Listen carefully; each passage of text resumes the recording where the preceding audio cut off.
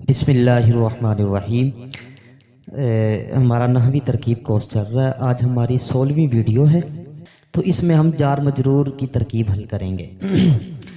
جار مجرور کی جو ترکیبیں ہیں اس میں بہت سارے اصول ہوتے ہیں، تو میں اصول یہاں لکھ رہا ہوں۔ انشاءاللہ اس کو مثالوں کے ساتھ جب ہم حل کریں گے تو تب جا کے یہ اصول سمجھ آئے گا۔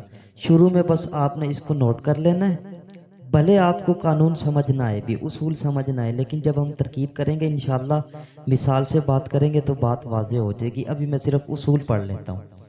تو ہمارا جار مجرور کے متعلق ہے ترکیب، تو حروف جارہ سب کو پتہ ہے 17 ہیں، ٹھیک ہو گیا؟ تو جار حروف جارہ کو کہتے ہیں، یعنی باؤ تاؤ کافو لامو واؤ مز مز خلا، یہ اس طرح یہ ہیں تقریباً 17۔ مجرور کس کو کہتے ہیں؟ جار تو کیا ہے؟ حروف جارہ کو کہتے ہیں، باؤ تاؤ جس طرح با ہے یہ حروف جار ہے۔ تو مجرور کس کو کہتے ہیں؟ جو جار کے بعد آئے اس کو مجرور کہتے ہیں، بس سمپل سی بات ہے۔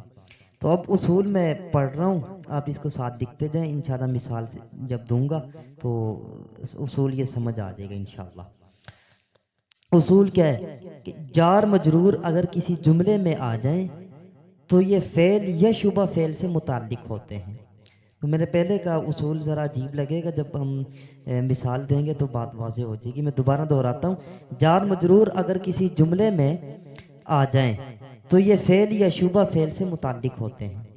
اگر فعل یا شبہ فعل جملے کے اندر موجود ہو اور یہ فعل یا شبہ فعل جار مجرور کا متعلق بھی بن سکتے ہوں تو پھر جار مجرور کو ان سے یعنی فعل اور شبہ فعل سے متعلق کر دیں گے۔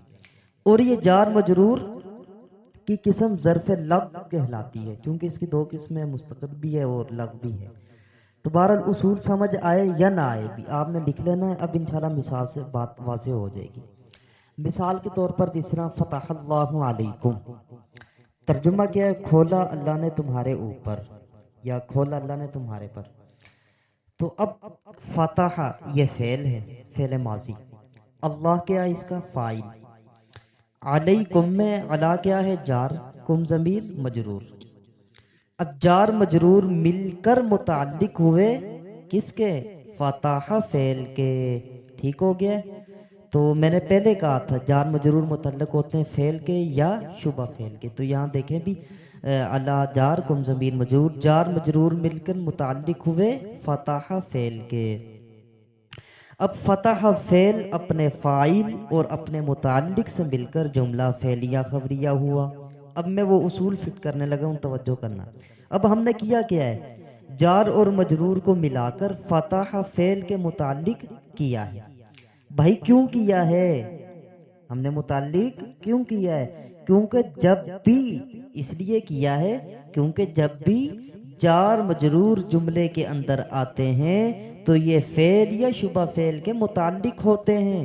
اگر فعل یا شبہ فعل جملے کے اندر موجود ہوں، جس طرح یہاں فعل جملے میں موجود تھا فتح، اور اس کا متعلق بھی بن سکتا ہو تو ہم اس کو متعلق کر دیں گے۔ تو اب دیکھیں فتح اس کا متعلق ہے، متعلق بن سکتا ہے۔ ہمیں کیسے معلوم ہوا کہ بن سکتا ہے؟ آپ ذرا یہ فتح اللہ علیکم ہے نا، بیچ میں نا لفظ اللہ کو ذرا ہٹا دیں بھی، ٹھیک ہے؟ لفظ اللہ کو ہٹا دیں، اب خالی متعلق کو پکڑیں اور متعلق کو پکڑیں بھی۔ مطلب کیا ہے؟ متعلق کس کو کہتے ہیں؟ یہ ذرا متعلق اور متعلق ہیں۔ متعلق کہتے ہیں فعل یا شبہ فعل کو، اور متعلق کس کو کہتے ہیں؟ جار مجرور کو۔ تو اب ترجمہ کریں، اگر ترجمہ صحیح ہو رہا ہے تو سمجھیں آپ نے صحیح متعلق نکالا ہے۔ تو اب میں متعلق اور متعلق کا ترجمہ کرنے لگا ہوں لفظ اللہ کو بیچ سے ہٹا کے۔ میں نے بتا دیا متعلق کس کو کہتے ہیں؟ فعل یا شبہ فعل کو، اور متعلق کس کو کہتے ہیں؟ جار مجرور کو۔ اب فتح علیکم، لفظ اللہ کو بیچ سے ہم نے ہٹا دیا ہے نا، متعلق اور متعلق کو پکڑ لیا ہے۔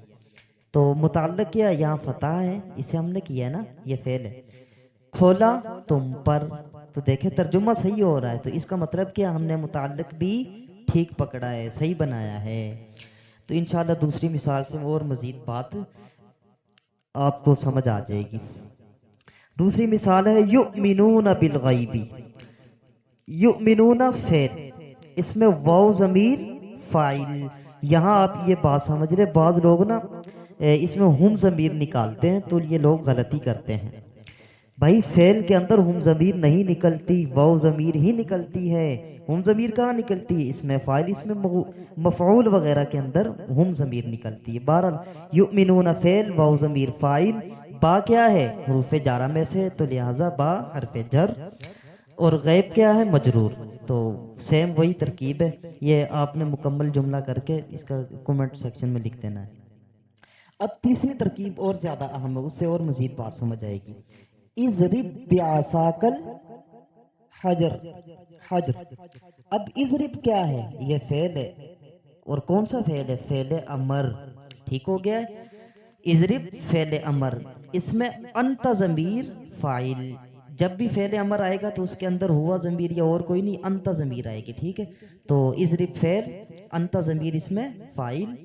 آگے کیا ہے؟ بعصاک الحجر، با حرف جار ہے. اب عصا کا، یہ عصا مضاف، کاف ضمیر مضافل ہے. بھئی آپ کہیں گے اس کو مضافلے کیوں بنایا؟ کوئی بھی سوال کر سکتا ہے نا. عصا کا، اس کو آپ نے عصا کو مضاف کیوں بنایا؟ کاف ضمیر کو مضافلے کیوں بنایا؟ تو بھائی ہم نے پچھلی سے پچھلی ویڈیو میں سبق میں یہ اصول سمجھا تھا کہ جب اسم کے ساتھ ضمیر متصل آئے تو یہ آپس میں مضاف مضاف الیہ بنتے ہیں. تو لہٰذا عصا یہ اسم ہے. اسم کیوں ہے بھائی؟ آلہ ہے جو مارنے کا، اس کا نام ہے لاٹھی کا. تو کوئی بھی نام ہو وہ کیا ہوتا ہے؟ اسم ہوتا ہے. اور کاف ضمیر یہ اس کے متصل آ گئی، یعنی ملی ہوئی آئی ہے. تو بہرحال عصا مضاف، کاف ضمیر مضافل ہے، مضافل ہے مل کر پیچھے ذرا غور کریں گے پتہ چل جائے گا کیا بنے گا بھائی. جار کا مجرور، بار پہ جار آیا تھا، اس کا مجرور، جار مجرور مل کر اضرب فعل سے متعلق ہوا. ٹھیک ہو گیا؟ اب بچ گیا ہے الحجر. حجر کیا؟ مفعول بھی.